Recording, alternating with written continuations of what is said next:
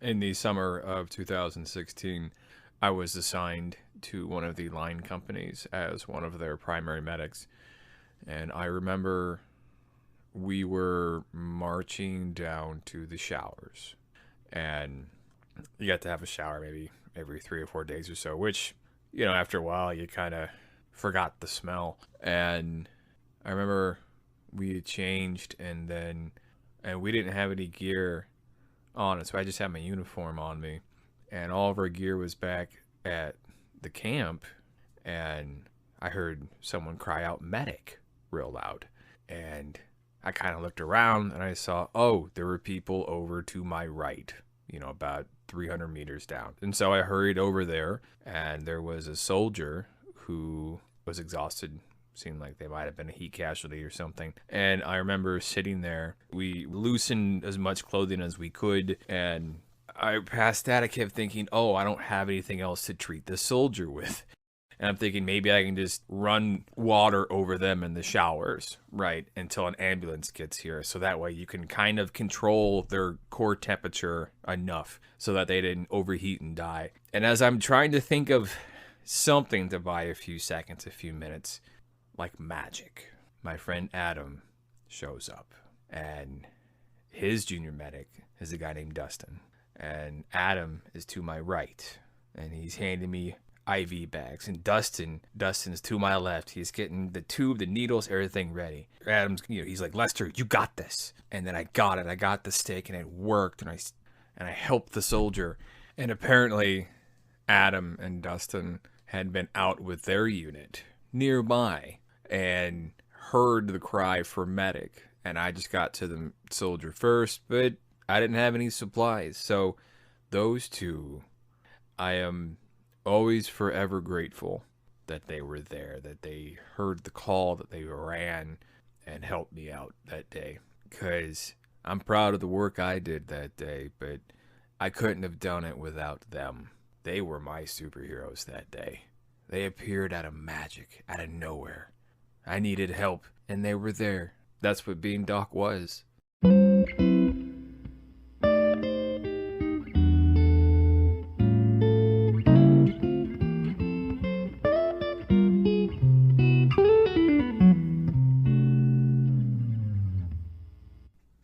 In the summer of 2019, I had one final annual training with air quotes with the Indiana Army National Guard, in that I needed to do 2 more weeks to have a good year for my medical separation paperwork. It's all about, like, how many points do you have and all that. And also at the same time, I was getting ready to get married. Right, this would have been June of 2019. And the wedding was due in October of 2019. So weddings can be stressful, full of anxiety, and the idea of being able to go and leave for 2 weeks. Oh man, that was awesome. I was like, yes, please, that sounds amazing. And so all I really did, because at this point I was, on a full dead man profile, and I just had to show up and file paperwork at a medical filing office for 2 weeks. And it wasn't super intense. It was just like, hey, alphabetize these medical records. These are the backup medical records. Everything else is like digitized at this point. It's busy work to justify you being there. And I would just kind of show up around 8 o'clock, 8:30. Nobody really cared. And then I'd leave about 3 o'clock.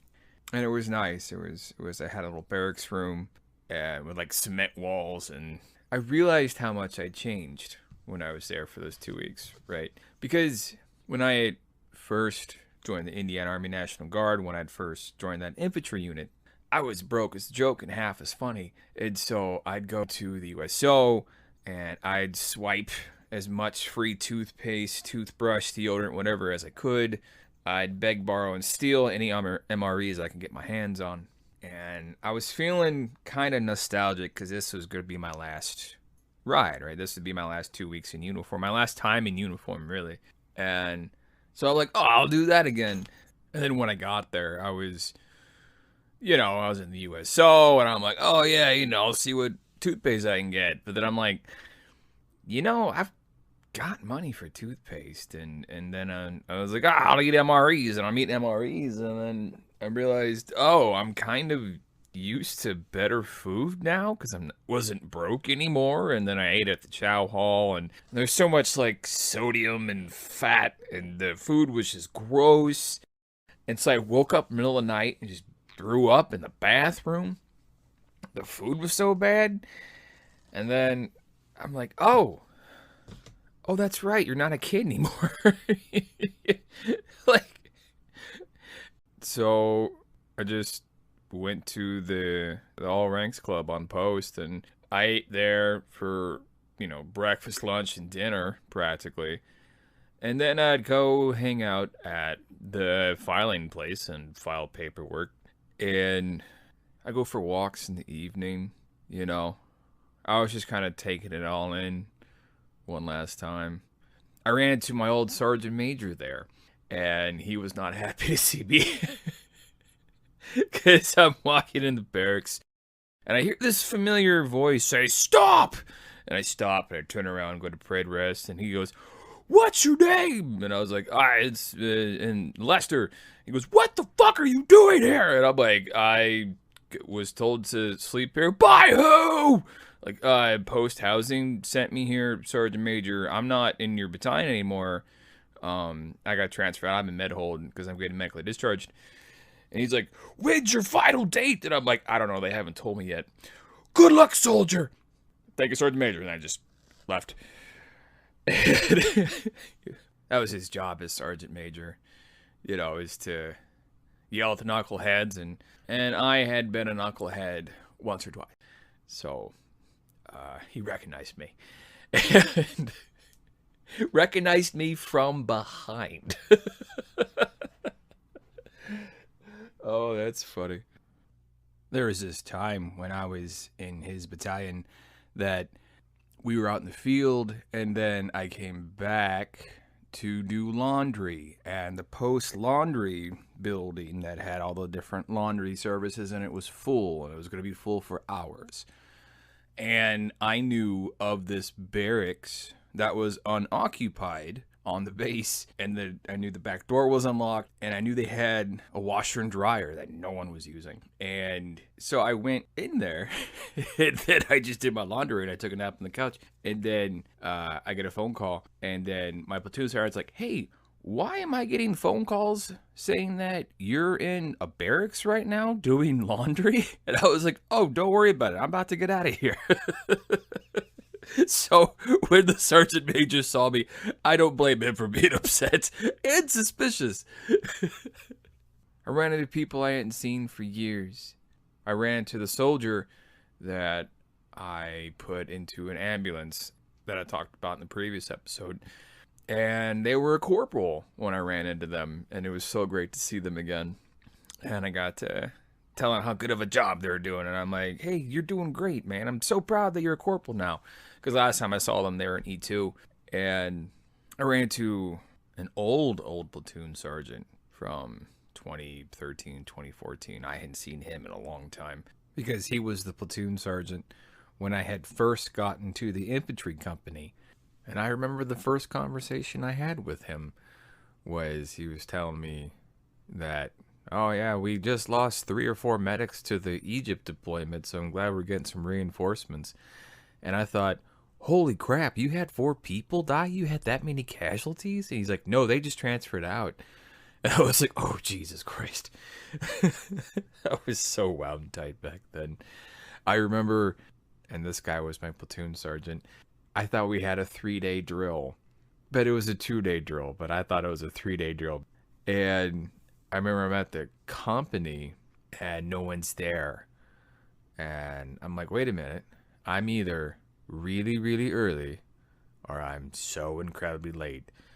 Because I kept thinking at this point, oh my God, they've just packed up and left already. And then I call him, and then he calls me back, and I remember him saying, "Hey there, hard charger. You know you're a day early, right?" And I'm like, "Oh, I did not know that." And he goes, "Oh, well, you want me to, like, put you on some orders so you can get paid for today?" And I said, "No, thank you. I'm just going to go back to my hotel and sleep." And in the story of my enlistment, they weren't major players. They're more like minor characters at the finale, right? It was like, I remember the last time I saluted an officer while walking in uniform. I was walking down from the All Ranks Club on base back to my barracks room, and there was a butter bar, and he looked all of 23, maybe 24.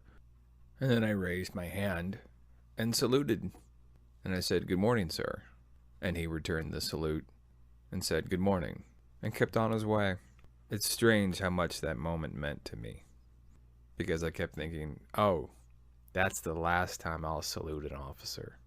And it made me flash back to early days in my career when I was stationed at Fort Gordon in Georgia, and there was a comic book store on post, and it closed at about 8:30, something like that. I'd get a hot dog at the hot dog stand nearby and just read comics outside and eat hot dogs for dinner because I was 22 and things were different then.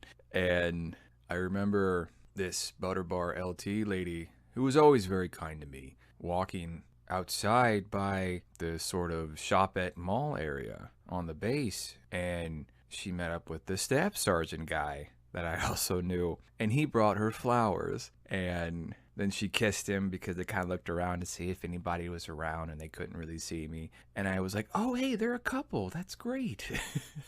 And they weren't in direct chain of command, but you know, the officer NCO fraternization rules are kind of tight, so they kind of had to keep things quiet, and I wasn't going to say anything.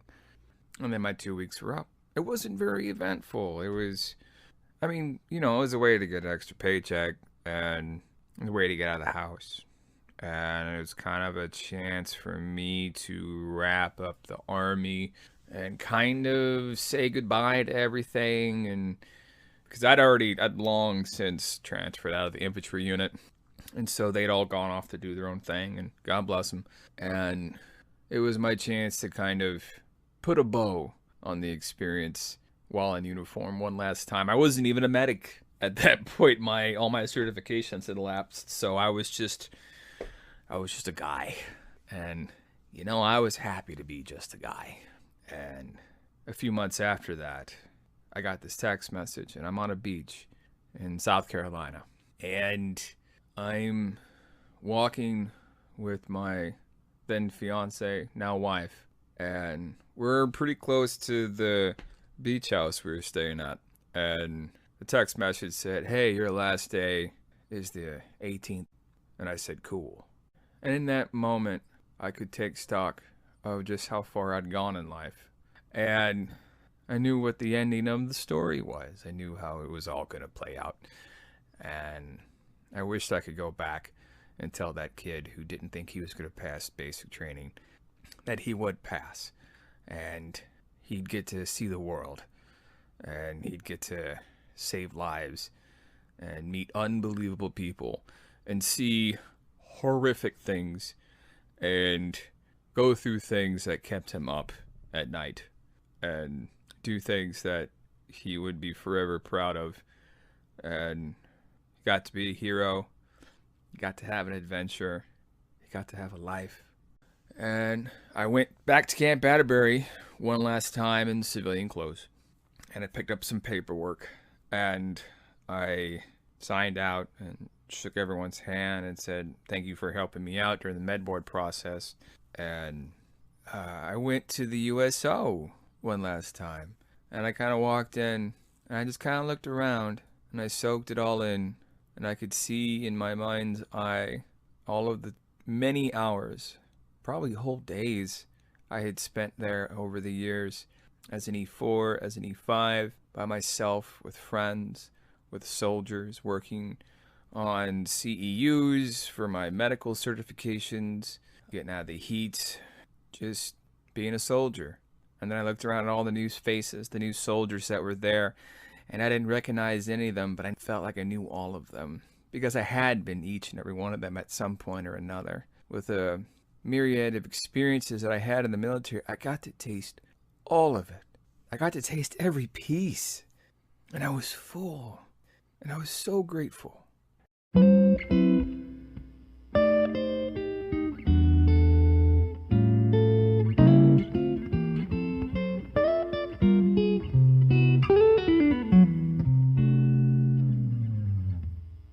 And then the pandemic hit. And it was early days of the pandemic in about April 2020. I had seen the movie Contagion years ago and remembered the scene when there were just piles of trash everywhere because all of the garbage collectors either wouldn't show up to work or got sick. And that was not a serious concern where I was at, but at the time, none of us really knew just how bad this thing was going to be. So in my head, I thought, oh, that's an example of a worst case scenario, right? We don't know how deep this rabbit hole is going to go. So I need to make a plan based on that worst case scenario, which boiled down to if we have to go as much as 30 days in between trash pickups, how do I handle that? Which this situation never came to pass. You know, they suspended big trash pickup in our area, and somebody in charge was probably asking the same question, right? Like, how do we conserve resources if things get spread thin? But so what I did was, well, I started composting. So I thought, oh, a large percentage of our trash is organic waste. It's vegetables, it's fruit, it's things that go into, it's coffee grounds, right? It's things that go into compost. So if our trash started to pile up, that cuts a big portion of it out. And then I thought, oh, well, we could just save all of our cardboard boxes. We were kind of doing that anyway. We had cats, so I thought, oh, we can just save all of our plastic bags as litter bags, because who knows when we're getting more plastic bags again. And with recycling, what we've been doing, what you're really supposed to do, is we wash the recyclables before we put it in the recycling, right? Because if there's food particles in your recycling, then it contaminates a lot. I don't know the specifics of it. This is just what I read on the website. And with that, you know, like if you've got a bunch of like plastic takeout, whatever, then it's all washed. Well, then, you know, I've got a basement. I could sit on it for a while. And then with all of this, it made me think, oh, this is how much trash is coming in through the house. Correspondingly, I thought, oh, if us as a 2-person household is generating this much trash, how much is everyone else generating? Answer is probably a lot.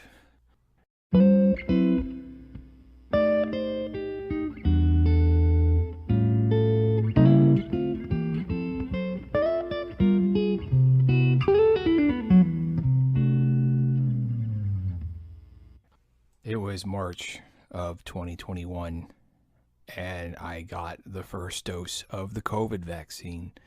And as I happily drove to the VA to get it, I turned on my phone, hooked the Bluetooth up, and played the song Home by the Foo Fighters. And it reminded me of a time when I was in medic school listening to the CD Wishing I Was Home. And during the pandemic, it felt like none of us were home, like we were someplace else. It felt like a deployment, to be honest. And as I drove to the hospital to get that first vaccine, as the music played and the tears welled up in my eyes, and I thought about how grateful I felt to be alive, to be an American, to be one of the lucky ones who got the vaccine, and the millions who died that didn't get that chance. And the music played in my thoughts and my memories as I walked around the hospital. And the joy that the song brought me, the sense of longing, the quest for peace, the stable memory of the before was all there. It was there for me my first time in medic school when I just wanted to go back home to the trailer park with my parents. It was there in Iraq. It was there in the pandemic, because all we ever wanted was to be home. And that first dose of the vaccine was like coming home, and I was so grateful.